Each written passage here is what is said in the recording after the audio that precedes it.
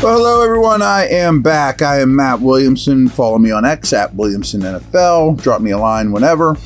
I will be working on an article shortly for the website this week. Hope everyone enjoys their Thanksgiving week. A little bit different for me, obviously. I'm squashing several days of work into 3 so that I can enjoy Thursday, although I will, of course, watch every game on Thursday. So I've got more notes from Steelers-Browns, most of which you probably won't love, but hey, there you have it. So how about this? I think we would have taken all this if on Friday I grabbed you and said, if I could tell you all these things were true, you'd probably say, I'm in, Steelers win, right? Steelers rushed for 172 yards. They won the turnover battle. Not only that, they didn't turn the ball over once, the Steelers. They limited the Browns to just 259 total yards and 1 touchdown. You'd take that, right? All that stuff happened. So some of that's good.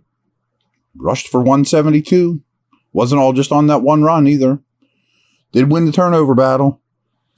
But obviously the Steelers' passing game did not do their part of the equation. And a lot of that had to do with the Browns. I mean, rewatching this, boy, that Browns D is really good. Trust me, I am not excusing what we saw from the Steelers' passing game. I mean, every facet of it was bad. I don't know if the receivers were bad. I don't even know if they had a chance to be bad or good. But okay, we'll move on to the next bullet point here.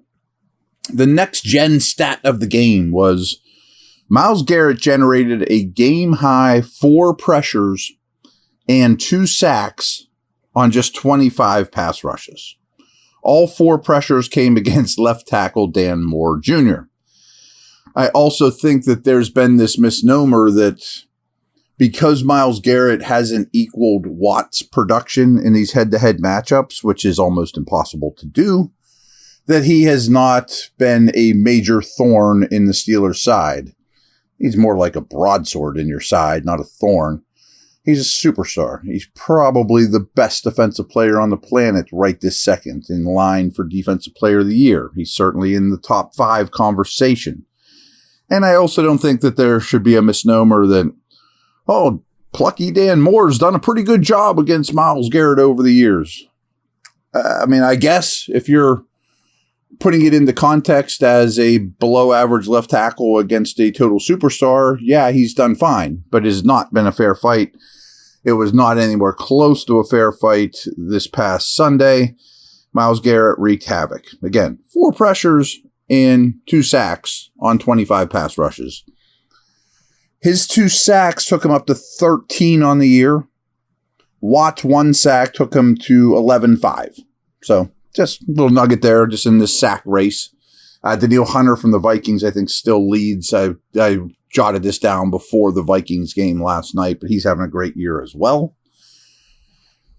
One thing I didn't talk about enough yesterday that I should have, and it's very important for this team, is when I go through my stats and stuff for the week, I don't think I can brush off Steelers starting field position and opponent's starting field position. The Steelers greatly lost the field position battle in this game, greatly. I mean, and to me, that's as big a factor. And there's field positions interesting to me. I mean, field position's kind of a chicken or egg thing. Well, it's not like we can always control where the opponents, if you're bad in the kicking game, if you can't get first downs, you're going to lose a field position game. I mean, it's usually a symptom of the illness, not necessarily the illness itself. Like, it's an easy thing to say, we need to get better in starting field position. Well, how do you do that? You don't just magically say, rub the lamp and all of a sudden you're better at it. But that was a huge aspect to this game. And what you knew was going to be a rock fight, what you knew was going to be difficult to come up with any sort of advantages, when you had the football, that losing the field position battle was a massive component here. So they were +1 in turnover differential. And there weren't any outlying ones, missed field goals, blown fourth down opportunities. But I wonder, I'm not saying that the answer to this is yes or no, is +1 in the turnover battle enough for this Steelers team against an average to great team. You know, a top 12 team, a playoff team, which I think the Browns are. I mean, they're a playoff team. They're an above average team. They're not the Giants, that's for sure. Is +1 enough? If it's not, they got big, big, big problems. I mean, when it comes down to it, if that's the bottom line. Steelers defensive front. Now, I think there's some extenuating circumstances for this, but I would say this was the second game in a row where that front, by their standards, not just by any Joe Blow average standards, was underwhelming. Now, I do think this is true against Love and definitely against DTR, that that their pass rush plan involved not letting him get out of the pocket and beat you with his legs. Certainly against DTR, but also against Love. Told you yesterday, the ball came out insanely quick in this Browns game too, that when it's coming out in 2.1 seconds, you can almost leave the ends unblocked and they won't get home. But considering how good Highsmith, Watt, Benton, Ogunjobi, Hayward, and what you've invested in them, I would still say, and no one will ever blame these guys, but not enough big plays, not enough splash from your defensive front 2 games in a row. And considering the status of their back 7, they really need it and haven't gotten it now for 2 games in a row. Just throwing it out there. I mean, I think that that's fair, to be honest with you. All right, I'll be back. I got a bunch more of these. Just random things to talk about.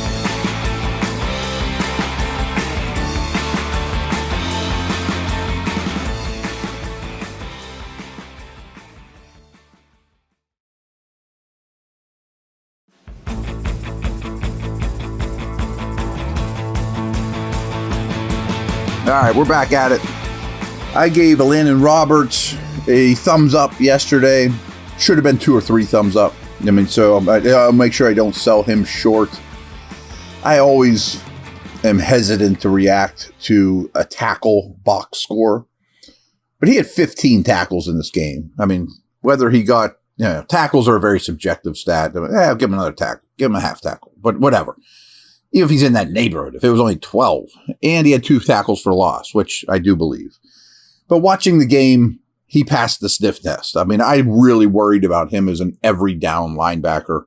I'm still worried, but he played a whale of a game. He was great versus the run, more than adequate against the pass, made plays, So, I mean, think about last year's crew. I mean, they would have killed for a guy to have 2 tackles for loss and 15 tackles in a game. So, double thumbs up for Roberts. I only gave him 1 thumbs up yesterday. So that's promising at a worrisome position in flux, obviously. I'm not worried about Joey Porter Jr., but it was a tough day versus Amari Cooper in particular. And Amari Cooper's better than I give him credit for. I always tend to sell him short, but he is a professional high-end route runner that was the 5th pick in the draft way back when and has 1,000,000 yards in the league and is still really good. So that's a tough assignment for Porter. But he got the worst of it. I mean, there's no doubt in my mind that when I watch the All-22, if I watch every snap, just Porter versus Amari won that boxing match. I mean, there's just no doubt about it. Again, that doesn't worry me all that much, to be honest with you. Now we got some Kenny Pickett stuff, none of which is good. His longest completion of this day was 14 yards. That was despite some blitzing. I mean, that he didn't make them pay ever. I mean, I don't even care what the reasoning is, to be honest with you, but your longest completion of the day is 14 yards. That's horrendous. For him, it's horrendous for the passing game. It's horrendous for protection. But watching the game live, I don't think I ever said, whoa, nice throw from Kenny, Oh, wow, nice throw. I dropped it. Maybe once, but not many. I mean, how many nice throws did he have? Not many. There was also, in his defense, Well, I don't know who's to blame, but I think that it's fact after rewatching it and watching it live. There were a lot of communications between quarterback and pass catchers. I mean, there's no doubt about that. I'm sure crowd noise had something to do with it, but that's something you got to deal with in the NFL. Was it not getting plays in as much as you'd like? Is it not? I thought it was more of route adjustments. I think you're going in and you go out. Who's right? Who's wrong? So obviously those are going to be completions, even if Kenny's only to blame for 1 out of 3 of those. It makes him look worse than he was. But they need fixed. I mean, there's no doubt about that. I mean, if they exist, you're not going to get first downs. You're not going to get completions. But there was a lot of that in this game. So there was also a lot of talk, I guess, post-game with the media. I think Kenny said it, we were a little shocked how much zone they played. I mean, as I told you guys last week, the Browns are a very heavy man team. They're a very heavy single high team. Okay. I mean, so they threw some things at you didn't expect. Fine. But I dug these up today. The Browns had played man coverage more than 55% of the time before this week, but played zone on just under 58% of their dropbacks against Pittsburgh, their second highest zone rate of the season. Okay, but it wasn't like it was 95%, or you've never seen zone coverage in your life. So, and frankly, I think they just said, why would we bother playing man? Because we don't trust you guys to beat our man coverage for big plays. Why would we risk giving up a big play? Because we don't trust you to matriculate the ball down the field versus zone. And when the Browns did play man, which apparently that's what they were expecting, Kenny was 5 of 12 for 21 yards and 2 sacks. Wasn't like they did well against man. I mentioned yesterday, boy, the screen game was ugly. So Bill Barnwell wrote this today. He said, the average team gains about 5 yards per screen play. Pickett is getting, and that's, he blames Pickett for that. I'm not blaming Pickett for the screen game. The Steelers are picking up 3.5 yards per play on any type of screen as opposed to 5 yards per play. And has only 1 first down in the screen game. Pickett's 9.1 QBR on screens ranks 30th. Now, I'm not implying Kenny's bad about it running screens. He stinks. I'm just saying their screen game stinks. What about play action, Barnwell writes?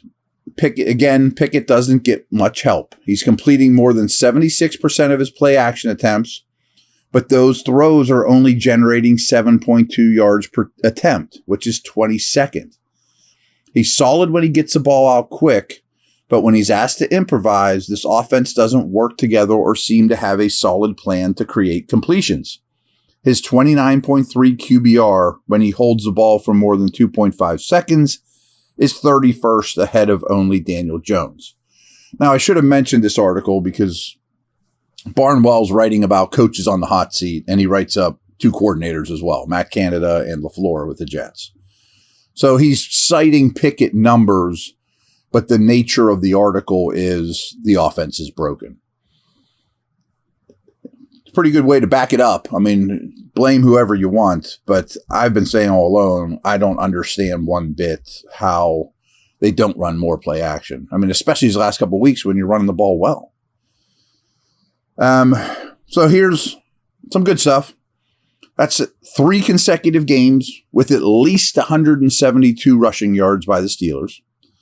And their output on the ground in this game was more than Cleveland had allowed in a single game all year. Again, great defense.